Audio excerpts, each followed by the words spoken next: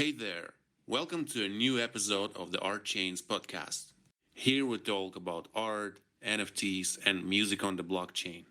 Together, we explore how artists, musicians, and content creators can promote their work and earn in the Web3 space. Thank you so much for joining us and have a nice listen. GM, everybody. Nice to hear you all. Nice to see you all. Thank you so much for being here. Tara, Sketching, Dress and Draw, Bahar, Armina, Baron. It's another episode of the new format of our change spaces.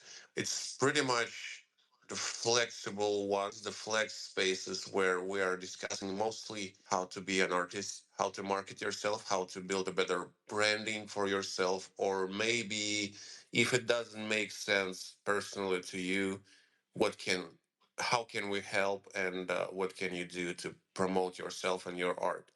Also, we are discussing different things and different things in the art market on chain, and especially in the Tezos ecosystem. So yeah, please don't forget to set your reminders on the Art Chains page because we're dropping art sharing threads where we are buying your art. We are also sharing and creating some initiatives like this on top of the space. You can see on the Jumbotron right now, art, digital art on the stadium.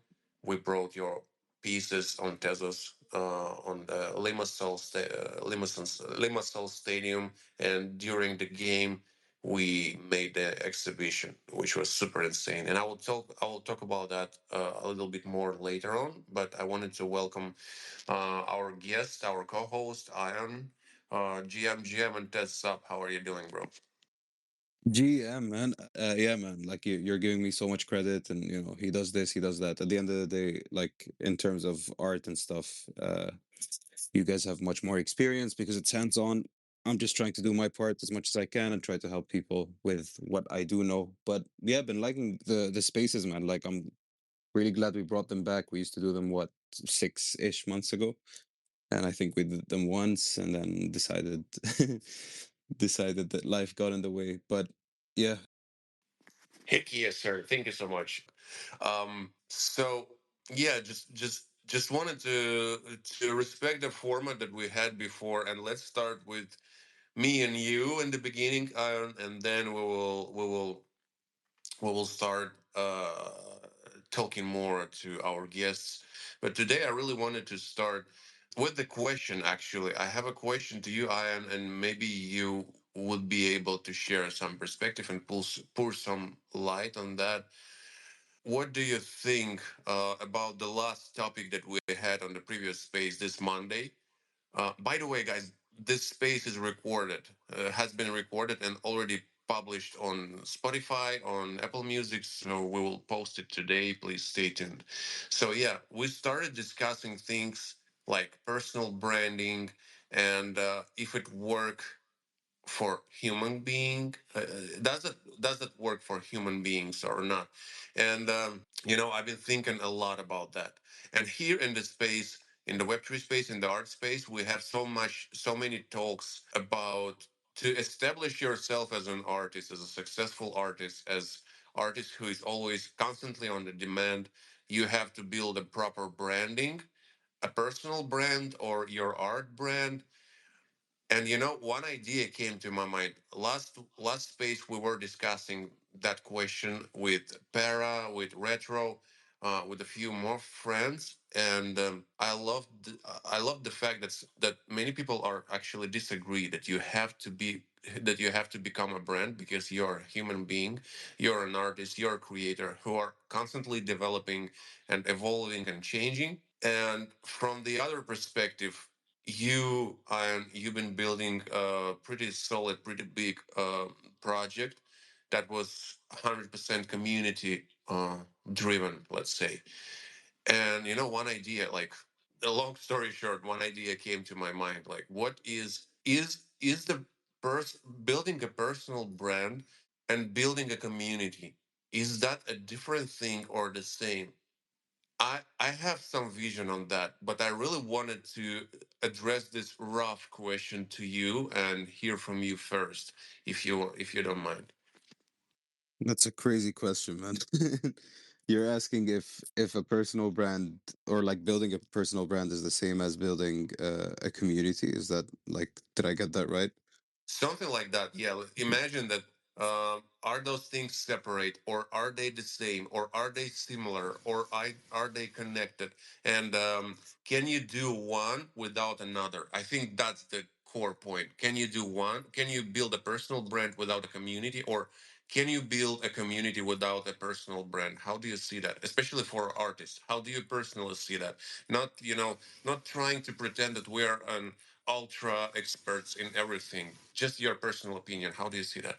Yeah, I mean it makes sense why there's overlap between those two things. I don't think you can build a brand or a successful one, at least personal or even non-personal. Like if you build a business brand, right? If you don't have a community of people, then what really is the point there, right?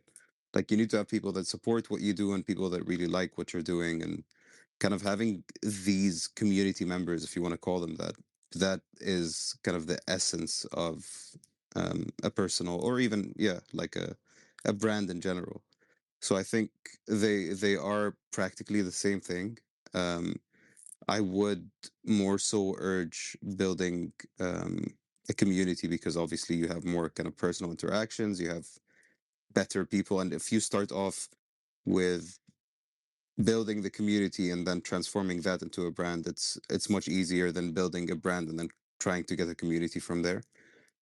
Just for context, like one of the companies I used to work for, which is a kind of a Web2 community style company, their whole selling point was like for you to go to market with whatever product or service you're selling, you start off by building a community of people that like what you're doing, whether it be like a newsletter subscription of people, whether it be an audience on a social media platform, whatever it is that you describe as community building, that will get you much more return in the long term if you're trying to sell something, because you have a bunch of people that really like what you're doing, and if they do, then even if they're not buying your product or service, they're referring someone else that they know because they're like really big fans of what you're doing.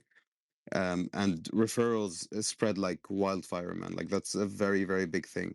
I don't know how well that translates into Web3, and I'm really excited to talk to some artists that will hopefully hop on stage and kind of share their experiences with this. But just in general, like the reason why I'm even working in the position that I'm working in and have been for the last few years now, that like that community building aspect of whatever it is people are selling, doing, experimenting with, like that's the kind of most important part. And obviously, I'm super biased because it's kind of what I love. But I really think it has very positive effects on not only kind of the metrics when it comes to financials or when it comes to sales. It also helps with building these relationships and like having a more personal connection. And I think that's the essence of being human, right? So going back to the space from a few days ago, like that's the most important part. Obviously, again, big caveat here, when bills need to be paid and when there's sales that are needed, it's a much more kind of nuanced thing there. But yeah, man, like personal connections, meet some new people, learn some more, and if they don't need your service or your product, or even if they don't collect art, they might know someone that does. And if they refer that someone to you, and like if it all aligns perfectly, you have a much better chance than just throwing things into the void and trying to get anyone to buy it and kind of purchase your art there. Yeah, this is so complicated, but still, that's the thing that we. Those are the things that we have to keep on discovering, and I think there are no correct answer. And what I like about spaces and about about the communication inside of this space is that many people are dropping their opinions, they're sharing threads, they are, I don't know, commenting their thoughts and everything. And I think that this is the source of truth for each and every one, So, for example, to me, I agree with a few things that I saw, I don't know, in the last couple of years, and I completely disagree with other ones. But many people can, think differently, and they're finding their own truths in different opinions. And This is why I really love spaces, because you never, mm, you know, you never know what will be spoken, but you always can get some so unexpected insights in that field. So, while I've been listening to you, I remembered one post on Instagram that I saw a couple of days ago. It was a post about Sabrina Carpenter, the singer, and it was a post where a person who is a brand expert was, let's say, deconstructing the Sabrina Carpenter's personal brand, and the experts said a really interesting thing, that Sabrina Carpenter is 100% a character, like 100% a character, and she knows that, and she knows how to operate with that. She understands what she's doing, and this is an interesting thing, because being the conclusion was, being yourself and being you means understanding completely what role are you playing, for example, on spaces. Which role are you playing, I don't know, in your posts, in your art, etc., etc. That's very interesting, a very interesting point. So, knowing, probably nobody knows who they are. I will repeat that again. But at least you can understand which role you're playing at this very moment. And that's a really interesting thought. I'm curious, was my explanation too complicated or not? Because of my English skills, I'm not sure what to think. Everything made sense until you said nobody knows who they are, man. You lost me there. What's happening? What do you mean, man? What does that even mean? I didn't understand the question. For real. You literally said at the end, you said nobody knows who they are, right? I For don't know. real. I really Yeah, think I so. don't know what you mean by that. All right, I will try to explain, but to me it seems pretty obvious. But because like, for example, who are you, Ion? Who are you? Like, how would you position yourself as a human being, for example? Yeah, now that you asked that, I completely understand, man. Yeah, no, you Exactly. just gave me an existential crisis. But yeah, man, like, what is it that defines who you are? And you're a combination of so many different things. Like, I have a science background. I don't know if a lot of people here know, but yeah, I was gonna become a doctor. Ended up getting a pre-med degree and then going into Web3. But like that, learning about how people are growing up and like the psychology behind what makes them exhibit certain things of like, let's say, personality traits, or how they act in front of different types of people. There are so many things at play, right? So it's like your parents, your upbringing, your environment, your school, your friends, your experiences. So like you can have the exact same upbringing that I did. We could literally be twins. I could have a heartbreak at the age of 14, but you could just not go through with that, and I would become a completely different person than you.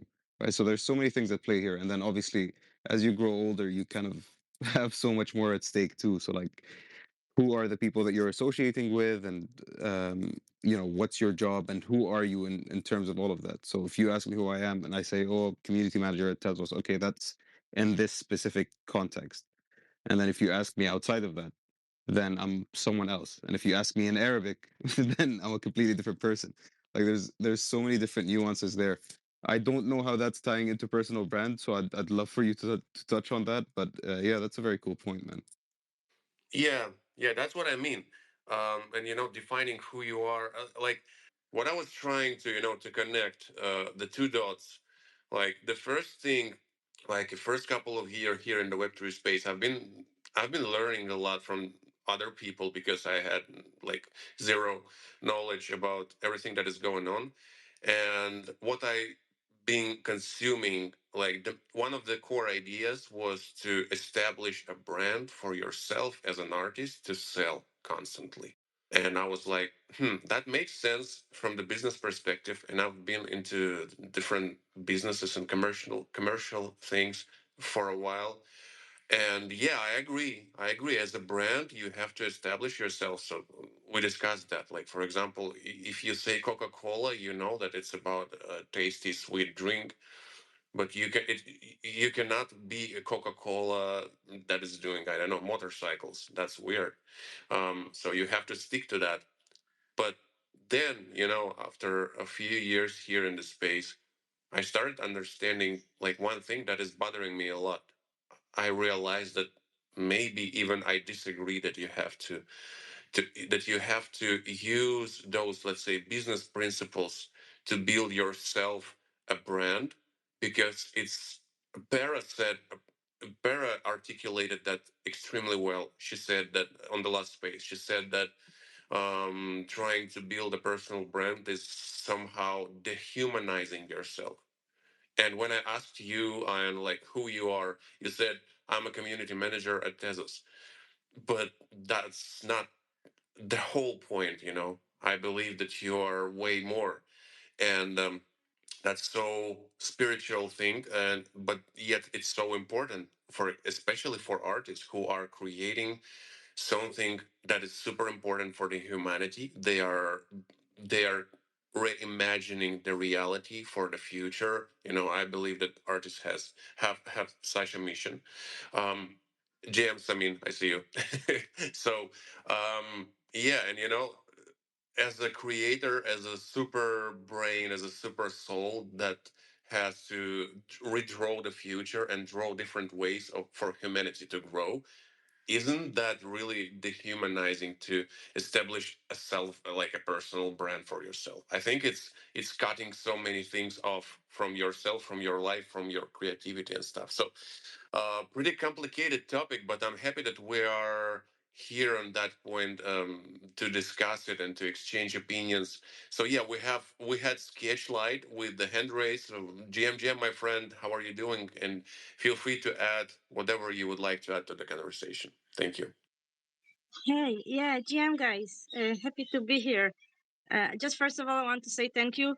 I saw the open call you did with showing, all the artworks, and I really appreciate, any initiative that's, bridging, our NFT art to the IRL world. So yeah, thank you for everything for that. On the branding side, yeah, like as a personal branding, like as an artist, I think like when your branding is kind of good is when like people see your post and they know it's you. Let's say you are photographing birds, okay, and you're posting a lot of bird photography all the time. So if someone goes out there, see a bird and think of you, you made it. Like you made your brand. It's like you hit it.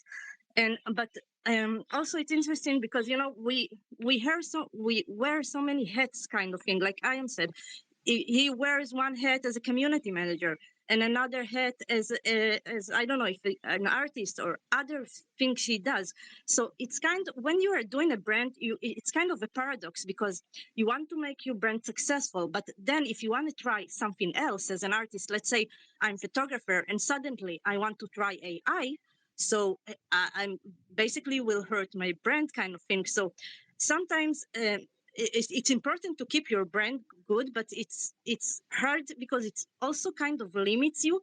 So I think the real challenge is to kind of succeed, to be successful, no matter what tools you do, what hat you wear, people still can recognize you in it, kind of thing. So this is like the secret recipe for making like a great brand. And I just want to say hey to Ion, because I remember Ion for, I think, I don't know, 2 years ago we are on there was the Omi thing and everything, and you know what, Ion, from all these bad things that happened with their project, we actually pulled off the super community gallery and built an amazing gallery that out of it. So yeah, and Adele was the one that suggested this super community branding, and we are just thankful that we met you guys, and whatever happened, it's turned out to the good. Yeah, definitely. I mean, it's crazy you mentioned that. I was like, I don't know if she remembers, but just to give you guys some context, I used to work for a platform called Omi for a few months, and I was the community lead there. And what they wanted to do was launch a platform that was like Twitter and Object all in one, which is like a very common theme in Web3, and they wanted to curate, I think, 100 artists at $1,000 each, and it was like this crazy nice thing that everyone wanted to do. They ended up rugging and disappearing, and like they owe me a bunch of money. They owe Adele, which was our like lovely art, the head of arts or curator or whatever you want to call her. But some good things definitely came out of that. There's a bunch of artists that I met from that, and I'm really glad to hear there was some positivity there. Just touching up on one of the points very quickly, because I used to manage a few artists, and one of them, for example, his main thing was making a very distinct style of art. And I'd love to hear also Retro Manny's thoughts on this. But when you stick to one specific art form, which is great because people recognize your art from that, right? So they see, like, I see X copy art, for example, on the timeline, and I'm like, okay, that's X copy. I see Retro Man, like the kind of the design that Romani works on, and I'm like, okay, that's always going to be Manny, right?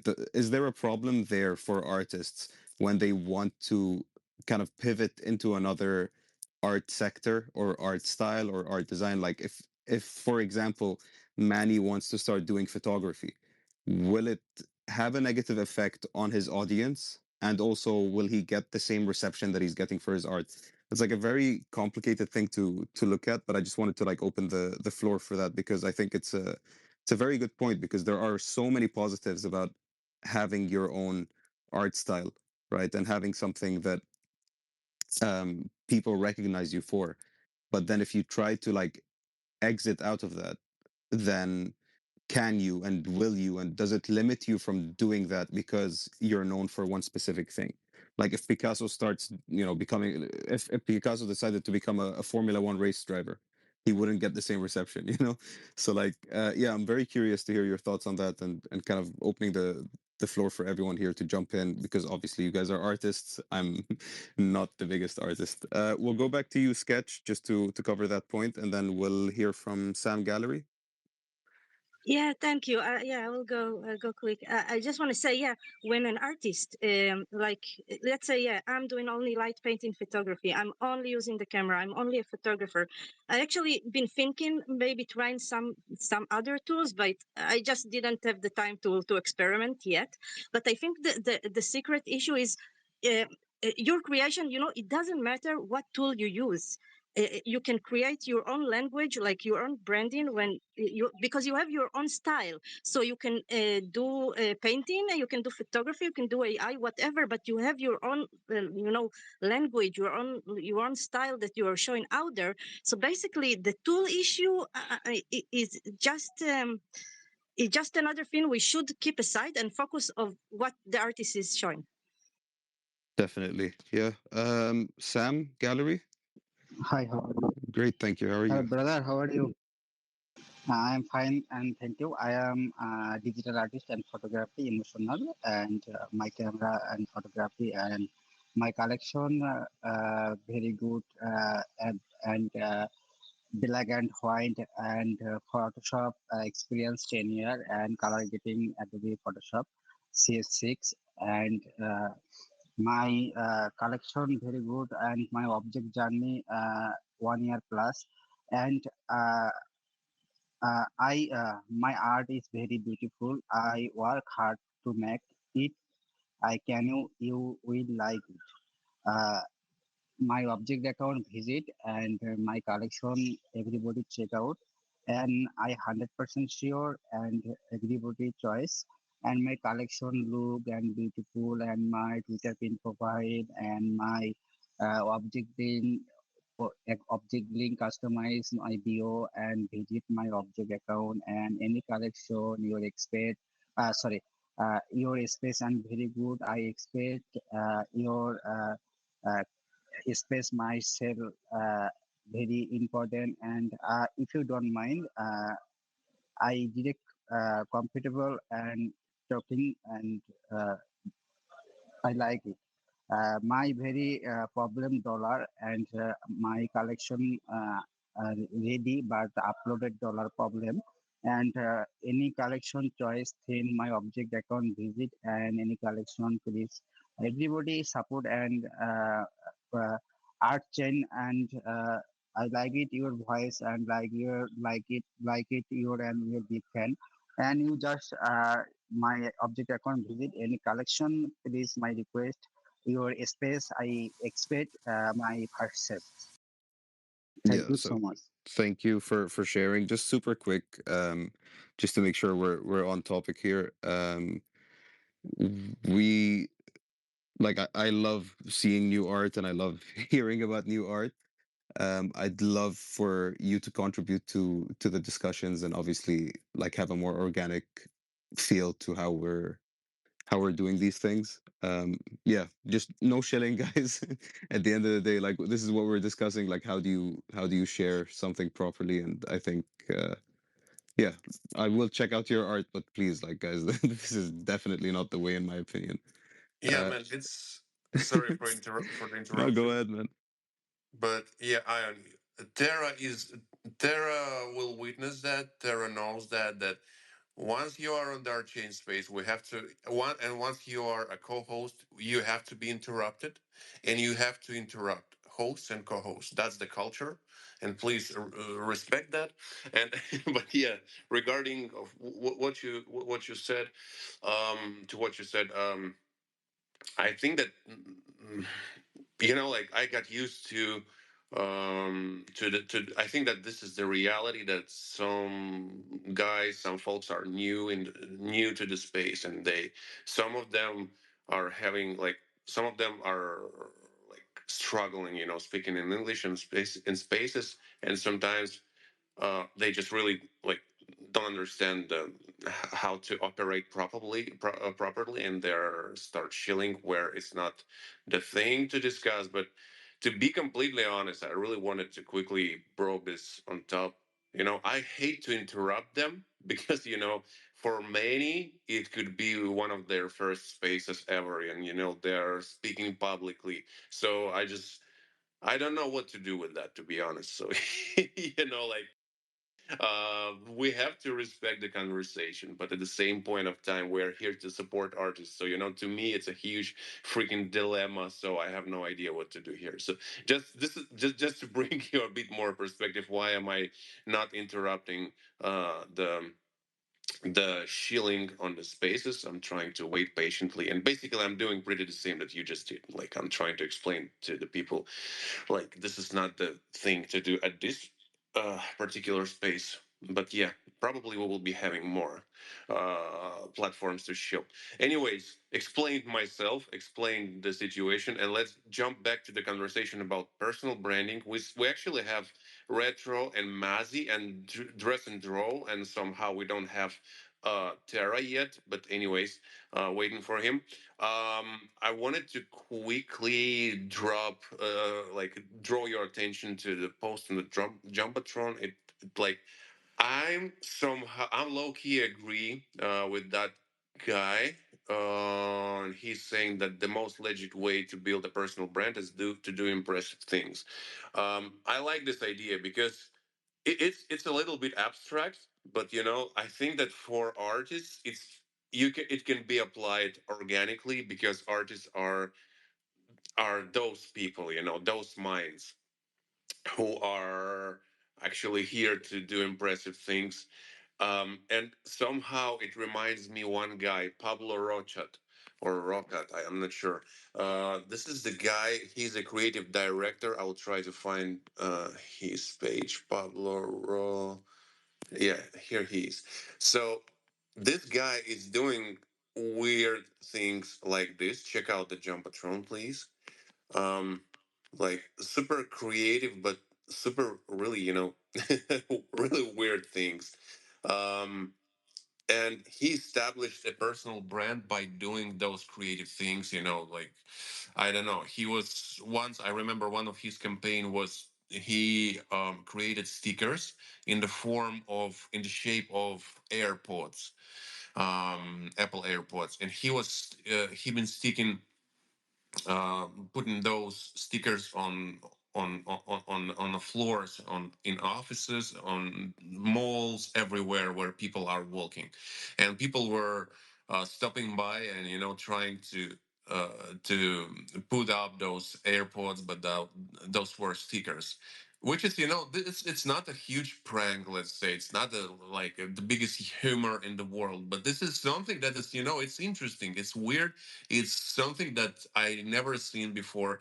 And he's doing similar things, like, pretty weird, and let's say, um I would say POV changing things that are really changing the way you see usual gadgets and things that you are using in your life. Damn, I'm lacking the English words for that, but I hope it's clear. So this guy, I don't believe that he was intentionally building a personal brand for him.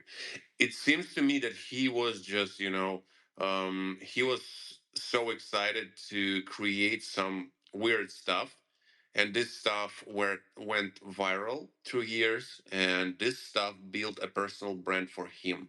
So curious what you think about such an approach. Is doing impressive things enough to build the personal brand organically or not? Ion, Retro, Mazi, Sketching, Dress and Row, please feel free to unmute yourself and contribute. Mazi, please. Yo, yo, what's up? GM, guys. GM, brother. How you doing? It's a really interesting topic that you are discussing. I mean, yeah, you have a couple of options, right? First of all, I don't think that you should focus on personal branding per se, right? I think that personal branding is more of a consequence of what you're doing in the space in terms of how are you presenting yourself, right? So, I mean, I've been on X a couple of years now, in the art NFT space, Amir. And so, I mean, I noticed a lot of people, artists here, you know, mostly copy pasting one another strategies, which is a shame because all of these artists are unique and they all have their own stories and talents and stuff like that. So I think that, all of us, not just artists, I mean, everyone who is doing anything in this world should focus on their uniqueness, right? And, I mean, I'm speaking from my own experience, right? I'm also there on the path of discovering myself and doing exactly what I want to do and presenting myself in the world exactly how I want to present myself. And the problem is that you're scared. I see it in my own situation. You want to say, you want to make an opinion in some situations, you want to say something, you want to do something, and you know that it's going to be uncomfortable. Some people may get offended and stuff like that, but that is how you actually build that made up word of personal branding, whatever, whoever made that up.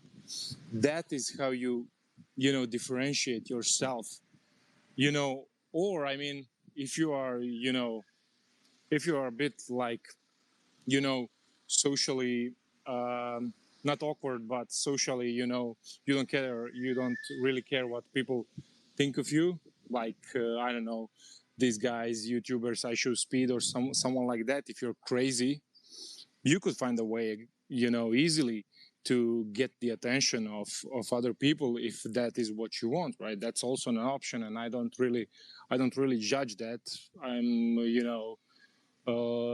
I'm also kind of not that crazy, but the older I am, the more I realize that I don't really give a fuck what other thinks, what anyone thinks, pretty much. And that's also a way that you can, get the eyes in front of yourself, because we are living, as they say, in the attention economy, and people, people don't ask themselves, okay, is this guy really, doing something good and helping others, and solving a problem? But they just will take a look at your social media status, how many followers, are you accepted by the masses, and that's it. So you can easily, if you have no like social boundaries, if you are kind of crazy, if you don't think, if you don't care what people think about you, you can easily get ahead, right? As an artist, as an entrepreneur, as whatever, So it's you have a choice, or you can, as I always tell, in my book and whatever video you look, you can tell your story, but you just need to talk to yourself and see what your story really is. That it's not some story that you made out of other stories that you see on X, right? So just tell your story, be yourself, be unique, don't be afraid to actually express your opinion, your whatever you think, of stuff that is talked on X and stuff like that, present it in your videos. Don't just show the good stuff, show the bad stuff, show the drama, show the struggles, show what's going on behind the lenses. So that's a couple of options you have. And once you get verified, in terms of, once you get verified by someone who is something in this world, then we can say that you made a personal brand out of you. And then after that, when you did made a personal brand out of you, people will start using you, extremely. So you have to be ready for that, right? It's like Jordan Peterson says, everybody wants to be rich, but are you ready to give out money to your cousins, brothers, sisters, relatives? Anyone who knows that you're rich will ask you money. Are you ready for all the problems? Same thing with personal branding, Are you ready for people to explode whatever you do? So, yeah, you have a lot of choices. You just, need to make a decision and move on. Exactly, and nobody knows what is right, even if they are stating that they know. So I just also wanted to mention that because so many choices and so many right or wrong choices, but in the end of the day, it seems to me personally that no, there is no really wrong choices and right choices. It's just um, it's clear. It's becoming clear just over time. You never know. You really never know. It's impossible to judge so many things, and the world is so dynamic, and so subjective. So yeah, let me pass the mic to Dress and Draw and then to Sketchlight. Dress and Draw, GM. GM. So I wanted to add about be unique. Mazi said that be unique, and I'm totally agree because um, sometimes I'm just confused about plagiarism because what's the point to repeat something that not you created? Why to copy past someone? It's so pointless for me. But in my opinion, it's more fun to create something by yourself. And for me, personal brand, it's mostly about fun because if I want to do something boring, I can go in office and work all day and follow rules. But we are artists and we can do whatever we want. I mean, why to limit yourself? So I'm not very good for famous or something, but I having fun and I love my style. And some people say it's recognizable, someone maybe thinks not, but for me it's mostly about me and the process. Because if it's boring, why I need to do it? But for me, it's fun to create something by myself, not copying. So it was my point. Thank you. And how are you? Do you want to tell me about everything what we missed? Sure thing. We have a couple of more hands raised, and after that, I will start rambling endlessly. Let's pass the mic over to Retro and then to Sketchlight. Retro, that's up. Hey, good morning, everyone. Thanks for running this space, Amir and Ion. So yeah, very good conversation, and I think I might be going back over some older points, but I think they're worth talking about. So, in terms of branding, and you said something about knowing yourself, Amir, a while back, and it was funny because Ion said it gave him an existential crisis, and I think that's actually what's supposed to happen when you're looking at this. Maybe not for a like a product that is trying to meet the needs of a community or something like that, but as an artist, I think it's really important to know yourself more than it is to know the customer. It might be the other way around when you're creating a product or a service or something that's supposed to, solve some problem. But as an artist, I think the older you get, the more times you reinvent yourself, and the more times you do realize that you actually should care less and less what other people think of you, and you should start moving towards what is your bliss, in a sense, like what kind of things do you enjoy. And I think it's a very hard process. And there's a quote that I always remember that Bruce Lee said very, very long time ago, which is something along the lines of you can be flooded with a cocky feeling, and you can put all sorts of phony things on. And that's kind of, I think, when you first become an artist, you learn this ability and you can kind of show off with it. And then that feeling that you get from showing off from that, and the reception that maybe you get from doing that, you want to keep doing that because of the feeling you get externally. And sometimes you can get lost in that idea of your brand, because you start to create this perception from the outside world. And maybe it's not something that you really feel is you personally. And so you then reinvent yourself and try something else. And then you try something else and it falls flat and nobody wants to know you anymore. And so then that starts to make you scared. Do I go back to the thing that everybody else loved and people responded to? And then maybe by that time it's too late. And so you're constantly on this, feel like you're on this treadmill. But the older you get, the more times you reinvent yourself. And the reason to reinvent yourself ultimately is not to find what people like, is to find what you like. And you get to the core more of who you are, and you get to know yourself. And so, as just me as an example, I know that in the beginning, when I first learned, I wanted to be like, because I'm a trained filmmaker, and I wanted to be like everything I saw in Hollywood. And then over time, I started pivoting a little and moved into art house. And I did my master's in fine art as well. So my films are way more artistic and kind of hard to watch and longer and slower. And that got a response from a different audience. But then that didn't speak to me. And then over time, I kept changing and reinventing myself.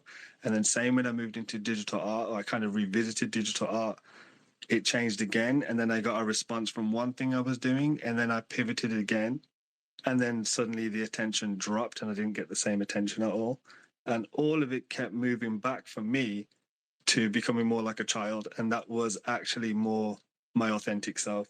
And that's why now I do kind of these, comic book superhero stuff, which I think a while back I would never have considered doing. But over time, you care less what people think and you move more towards, I think, what you enjoy and where your bliss is. And I think that's ultimately where your branding lies, I think. What a topic. I mean, right now I've been listening to you, and in parallel, I've been answering to Tara's comment, and I realized that one thing, that the existential crisis that Ion mentioned and you, Retro, mentioned is a good thing, in my opinion. It's a good thing because you're getting to the point where you're starting asking the only right questions to yourself, not the questions that you've been told to ask by the society, by the outer world, by the culture, by your parents, and whatever. But like in the end of the day, you're alone in terms of you only have your own body, you only have your own, I don't know, mind, you only have your own soul, and you cannot own more. And in the end of the day, you're lonely in those, mm, let's say, existences. And in the end of the day, logically, that means that you have to ask questions like out to yourself, outside of the outer world. And it's scary and hard because nobody can help you. but I think it's super important. And somehow I still don't know how, but I really believe and feel that art is a door, to that, to those existences and to those questions. And probably the more you ask, the more you understand who you are, the more you feel your real place in this world and in the universe, and the easier your life goes. Because I think I think that one of my convictions is that our pain, most of our pains are coming out of our wishes, and most of our wishes are coming out from outside of our, let's say, how do you call that, like heart cover, like skin cover. uh, what we really need in this life is to eat. I don't know, like basically to survive and to keep on living. We need to eat, we need to sleep, and we need a couple more things, and this is it. It's pretty minimalistic what we really need. And all the rest are wishes that are drawn by someone else, by the culture, and we are struggling the most out. We're struggling the most from that. So, oh my God, I want to ask That myself was real basically questions. Buddhism, Amir. Yes, That's kind of sir. the core tenets of Buddhism. Yeah, I've been listening a lot to some tales from the Zen Buddhism, and I realized that I agree with so many things. I can resonate with them, and yeah, I think this is what I'm sharing organically, because those ideas became a part of my existence. And actually, nothing in the Western culture was able to answer my questions, and to somehow relieve my pain and my, let's say, how do you call that? Let's call it a pain, of not understanding. But yeah, those Buddhist ideas and Stoicism and all of those things are really impressive to me personally. You might not agree, of course, but I'm just, we're here to just drop our thoughts and try to find uh, who needs what, So I actually saw Sketchlight's hand raised, but my friend, sorry, I've been rambling for too long, so I'm afraid that your hand got tired. Yeah, no worries. Yeah, I didn't want to, yeah, interrupt in the middle of what you're saying. Yeah, and Retro said beautiful points. I think it's important for artists to be free. Don't start thinking I know I want to do this because what people may think. Yeah, this is we need to be to really create our art, and we need to be free. Without it. I want to actually to share one example of something that is related to branding. I was in an exhibition, Web2 regular prints exhibition. It's not related to the Web3 world or NFTs, but he did like a great example. He is like an AI artist. So in Web2, like we know a lot of AI artists here because this is Web3 and NFTs. But in the like IRL world, it's less kind of known. So his whole branding was about bringing a discussion, bringing this discussion that we all know too well. Is art or not, and all the argument. So he actually in 2 days sold in $500,000 his artwork, and his artwork are not that good, but the discussion that he brought to the table and the noise that was around it, this is what he made his branding so well and made him so many sales. As of course he knows how to talk very well about the topic, and a lot of people just want to jump in and really say their opinion. So I just want to say, I don't know if you're an artist and if you're bringing an extra something, a message, of course the story, and maybe you raise some kind of a question with your artwork. This can attract your audience. Yeah, it's like a cultural impact or something like that. And like, to me, one of the strangest examples of, let's say, famous, let's say, quotes great art was the Black Square of Malevich. And I don't know, we're having so many discussions of which is that artwork, or this artwork is good enough, or is it like having enough of mastery, and blah blah blah. But come on, I just cannot find arguments, like just to say that Black Square of Malevich's Black Square is a great piece of art. It's a black square. It is a black square, like, but it's one of the greatest artworks of the humanities in the humanities history. So I think, like, after that example, I personally believe that we can do whatever the hell we want to do. And every single one of us has an absolute right to say, like, all of my pieces are pieces of art. Because the guy just literally draw a black square, and everyone, like the art world considering this piece as a one of the biggest pieces in history. Man, come on, man, we can do whatever we want. Um, I don't know what to add here. Maybe Ion has anything to add, or Retro, or Kate, and Nico. Like, guys, please assist me here, because I'm getting emotional, so, but it's somehow refreshing and setting us free. But yeah, I'm just curious what you thought about the Black Square. I'm just gonna jump in real quick on the topic of being yourself and staying true to yourself, and it was very well received last space too. I think what I've seen, just managing artists, I've managed over 20-ish artists over the last few years now. Kind of doing what we're doing right now, right? So helping them with the marketing, getting them deals, like sorting the stuff out that they don't necessarily need to think about, and they can just keep doing their art. But a lot of what I saw was like, if they're not, um, like, there's two ways it can go.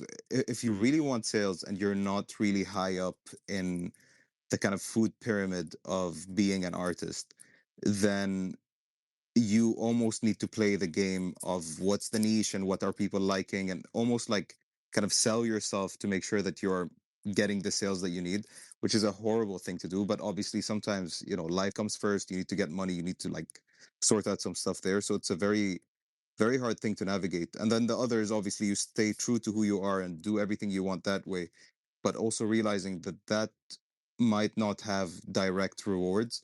And I think a lot of people just need to realize that, like, okay, delayed gratification is like the biggest thing that you can have, especially in life in general, but like especially when it comes to building who you are and how you want to portray yourself. And I think that translates directly into art and sales, and like kind of ties both points together. But we have a few hands, so I will pass it over to Mazi and then Manny, and then yeah, let's just hear your thoughts, obviously from an artist POV. Go ahead. Yeah, thanks, Aaron. So what Amir was saying, I mean, it's a really difficult topic, but uh, when you think about it, it's pretty simple. Art is like super subjective in general, right? Because we all have different tastes. I will like something and pay a top dollar for it, and Amir will say, what are you, crazy? What are you doing? Why are you buying that shit?" Right? So it's super subjective. It's super subjective, and but when you niche down, when you come take a closer look, you know, I don't know, from my own perspective, at this moment from cryptoart.com, we are only buying no AI, just 100% human made art, and it has to be crypto themed art. So super specific, right? So it doesn't matter. That doesn't mean that we don't like AI art, but it just means that, you know, we are giving more room for non-AI art, 100% human made art. Someone will say, we don't like that. There is super cool AI art that people are doing with different tools. It's amazing. You don't know what you're doing. So there is no right or wrong, there is no right or wrong here. It's just a matter of personal taste, and that's it. That's the whole story. So you can't really say. I mean, a guy sold a banana, right, for taped to a wall. I mean, it's it's hard to say. I even made a funny video about it. I will try to find it and repost it later. My banana didn't sold, unfortunately. Yeah, no one offered, not even a penny. So it's like, I mean, it's crazy, you know. And I have a feeling like before, you know, before the internet age, I would say art was what was considered art was, you know, very specific, right? And now, you know, a lot of stuff is considered art, right? And it's a really really tough subject. I'm not even gonna go any further for that matter. Yeah, man. Okay. I can talk about that for hours, and I can get angry. I can get satisfied. I can get like fun. I can have fun all out of that, and that's probably the beauty of the freedom of the create freedom that we have, and the we have so many platforms to share. Like for example, something that is getting a lot of views and popularity on TikTok will never get the same amount of recognition here on X, and the vice versa. And that's probably the beauty at the end of the day. That's probably the beauty of the freedom, because we can exchange so many things. We can learn from so many things. We can don't like so many things. And in the end of the day, probably that's what I believe in. This is what is shaping us as creators, as visionaries, and everything, because we see we understand better what we like, what we don't like. Um, yeah, I just one complicated idea just came to my mind. So let me just shut up and go to retro, and then to Allah. Yeah, thank you. So, okay, I'll try and keep this quite brief. In No terms need to, of, sir. No need to. so in terms of the delayed gratification that Ion was talking about, what happens is, and you kind of get to know this the longer you've been doing anything really, when you get involved in any industry, is if people start to see, oh, they're doing that and that's getting attention, and then let's say an organization that kind of funds it or has more sway, or influencers that have more sway tend to gravitate towards it. So as a new artist coming into a space like that, you're going to say, okay, well, that's doing well, that's successful, I can do that. And then you try and replicate it. And that's the thing, you know, you might be very talented and very skillful in any particular medium, and you go, I can easily put together some pixels and create that, or I can create some AI art that does that same thing, and it can be popular. But what happens is that you're bending yourself and your, I hate the word because it's just overused, but your authenticity to try and follow a crowd. And by that time, you're already kind of too late. And I don't like using this example either, but it's so poignant that if you look at any trade, like when people are trading in crypto, what happens is there's a difference between smart money and dumb money, right? So smart money, they buy, there's a quote, buy when there's blood in the streets. So they're buying when no one else is looking. And then they're selling when everybody's, you know, aping into it or euphoric about it. And what the dumb money does is when everyone's euphoric about it, that's when they're getting involved, but that's when the trend is dying off. So if you're chasing a trend in as an artist now, think about what that does. You're chasing a trend when it's already oversaturated. And then you think that, oh, there's a cabal. I mean, there is cabals, but you think there's a cabal that specifically doesn't want to include you and doesn't want you to be part of it, not realizing that actually that whole movement was probably building when you weren't looking at it. And now that everyone's attention's on it, you're trying to do that and wondering why you're not being included. And so that's another thing about that delayed gratification, where if you just stick to what you believe in and what you're most passionate about and what's true to you as you keep growing and keep changing, and just you kind of have to have this faith and this trust that eventually the trend might come around to you. You know what, it might not, and that's just the gamble that you take. But if you love what you do and you're getting really involved in it, then I think you will keep doing it.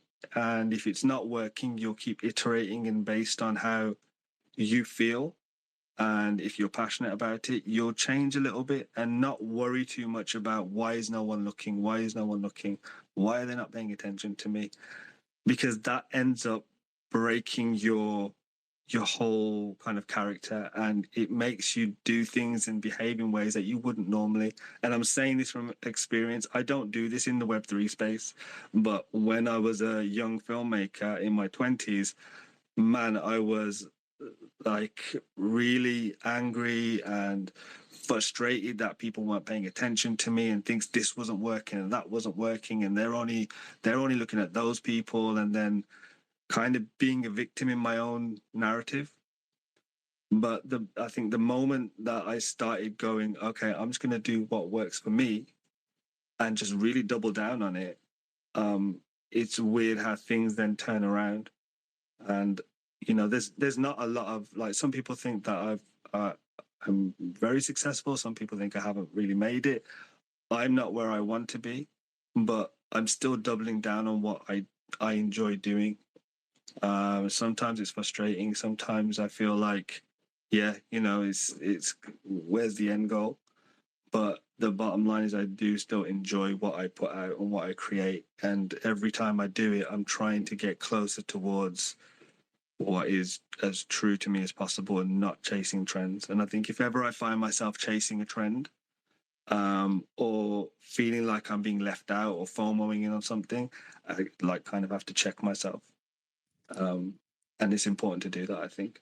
Yeah, and it also like gives you accountability of like if shit doesn't go smoothly, then realistically you're not blaming anyone else because you're not like trying to fit yourself into a mold that someone else made. And it, on a more personal note, like taking accountability and having that self-awareness that I have full conviction in what I'm doing, and this is what I'm going to put out to the world, and I'm 100% happy with it, then regardless of what the market thinks, at least you have some sort of personal gratification coming from that, where you're like, I am very happy with what I'm sharing. It doesn't matter what anyone else is saying, and so on and so forth. So that's a very, very good point. But again, like being completely brutally honest here, it might not always translate to sales or to like any financial gain there, because at the end of the day, like there are reasons why these games that are being played in the background happen. There are reasons why these cabals exist. Like there are certain things that everyone gets involved in, and it's like puppeteered. And not to get too, like too much into the conspiracy theories, but there are so many things at play where if you start trying to fit into that mold or follow these trends consistently, then eventually you'll be bled too thin and kind of not know what to do from there. So it's a very good thing to do, is like just stick true to yourself, find out what you like, what you want to put out into the world, what you want to share, and then whatever happens, happens. As long as you're happy with what you're doing and you have full conviction and you're not on your deathbed in 50 plus years and you're like, fuck, I should have done it my way, or I should have done things differently. Like, as long as that's good, then everything else will follow, I think. We will move on to Caden and then Ala. I think Caden was up here, but no hand, but now they put their hand up. No, Uh, sorry. No, yeah, go ahead. that's not fair. Allah was with the hand raised for a while, and then we had Ah. Kaden with the hand. So Rock paper scissors with the emojis, guys. yeah, no, it's a drama. Let's make a drama. All right, let's go with let's go with Ella, and then we'll go to you, Caden. Caden, if you're gonna forget your point, by the way, just write it down somewhere, because I tend to do that. But go ahead. Sorry for that. Hello, guys. I just want to say hello to all speakers and listeners. Amir, Ion. Hi, guys. I don't know if my thoughts completely related to the topics, but I want to ask you two questions, if you don't mind, and after I will share my thoughts. Well, recently I heard some opinion that if you don't have classic education, you can't to be artist. And another one is if how you think, guys, is if it's possible to build your personal brand without being in spaces. That's my two questions to discuss. How do you think about that? I'm gonna jump in super quickly for the first one. Just two super quick examples from my side.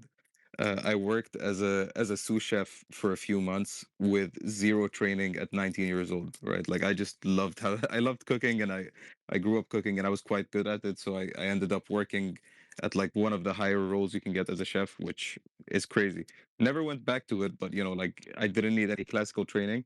So that's one. The second point on that specific question is I minted out a 4,444 piece collection on base roughly a year ago now.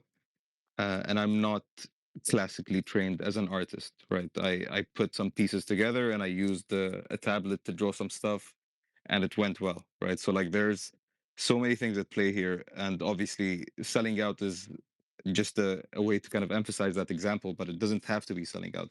Like I've made art as someone who doesn't describe themselves as an artist, and it looks good to me, right? And that's kind of all that matters to me. And super quickly on question two, building a personal brand is so much more than just being involved in spaces, and obviously that takes up time. Like we've taken up an hour and 15 minutes of people's days, and hopefully it's been a great conversation so far, but um, I understand it's time consuming, and obviously, if you're not like full time into it, or if you don't like talking, or if you don't like being involved in spaces, like that's completely out of the reach. I think the main point is trying to be around people that have the same kind of goals, have the same expectations, are within the same space, right? So space in a kind of a more metaphorical way here, where you're seeing what they're doing, they're giving you tips. They might be more experienced, they might be less experienced. And you're kind of building, again, this community of cohesive people that are building each other up one by one. And, kind of shameless plug here, but this is what I really like about kind of dealing with Tezos artists, right? They're all super helpful to each other. They're all kind of upbringing each other. They all share each other's works, and it's a very nice environment to be in. So as long as you're surrounded by people who can point you in the right direction and can support what you're doing, you can kind of internalize that and use it to build a personal brand. But I will let Amir jump in here super quick because I think he has some thoughts on this. Yeah, about education, I don't believe in education because of one thing. You to be every educational program has to be approved by ministries of countries, and it takes like years and years and years to like, for example, if today we will offer if today we will offer an educational program for a university from our university, for example, I think that it will take like a couple of years to get it accepted, and the world will change dramatically in those 2 years. But we will only start educating students to that. So this is why I don't believe in the traditional educational programs at all. I might be completely wrong, and someone can out debate me, of course, but this is how I personally see things. And the second thing, I have a great example of one artist. She's not active at all in any sort of spaces, but she has one of the strongest personal brands I ever seen in the NFT space. So I don't believe that spaces are mandatory. um, that's my 2 cents, Olive. If you also wanted to edit a couple of thoughts, so please feel free, and then we'll go to Kaden and Nico. Yes, thank you for the answering. I will be really quick. So, I don't know completely about what personal brand is. That's weird because in life I'm a marketing specialist. Just one thing, I can talk only about my journey. I'm here for 1 year and a couple of months. Just be kind, be open, be permanent. That's not a strategy, that's you.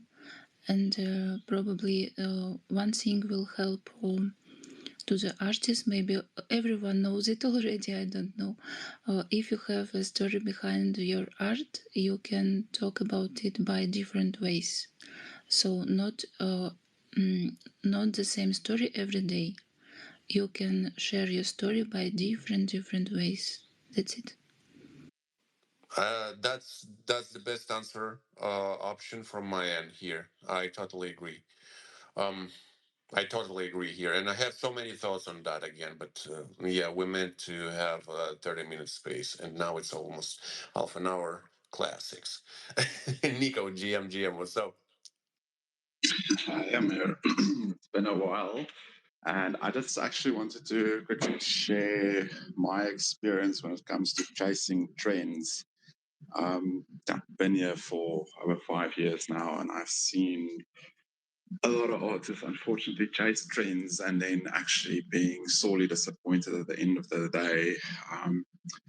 Because I don't know who was speaking, so I was looking at my phone as I'm trying to get lunch ready on this end. But most people end up getting in on that trend on the back end when it's basically fizzing out. And I think when it comes to trends, if you don't have a very firm finger on the pulse of NFT, Twitter, Rainbow Land, you actually always end up getting in on that back end. Being at a platform, being at a way of minting, all those things. We've been fairly lucky. We've gotten in on a lot of platforms at the get go and, did really well there. And, it makes me sad every single time I see people coming in afterwards and, they just don't understand why is this not working out. I also think at the end of the day, keep doing you. There's always someone watching, looking, and sooner or later, you will find your crowd, your, what do you want to call it, tribe. I really wanted to repeat and to echo what Nico mentioned, which is one of the most important things we have to keep in mind and always remind to ourselves. There are someone, sorry, who is watching always. There are always someone who is watching what you're doing. There are always someone who is seeing your work, your effort, and everything like that. And like that's so true because there are so many people out there. And if you are putting out something, if you are dropping something on your Twitter, on your Instagram, or wherever, someone will notice. And if you will do that twice, you have more chances that someone will notice. And I believe that building your community is not about huge numbers. Genuinely, it's more about a small amount of people, small group of people who you can go and talk to every time, all the time. Who is It's a group of people who you can go to and you are excited to hear from them. You are excited to share something with them, and this is where everything begins. This is where your journey, your artistic journey, can begin. This is where you're getting your first support, and etc. etc. It's a huge topic, and I want to say and share so many things, but I really have to go and do my job and do my work. And I'm so happy to have those spaces with you. And Ian, if you have any final words, please do share. And yeah, we'll be wrapping up the space for today. Yes, sir. Well, just to echo last week's ending words, I just wanted to thank everyone for being here. Obviously, like we've been talking for about an hour and a half now, which is absolutely insane.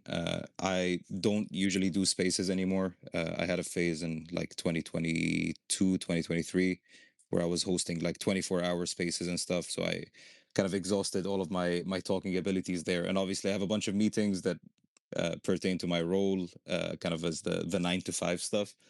So talking has become quite a bit of a chore, but I've been really enjoying these conversations, man. And honestly, like this is the space to talk. And I really like that there are no like restrictions, um no set topics. I prefer the kind of spontaneity of it all, like just coming in and somehow ending up talking about Buddhism and existential crises.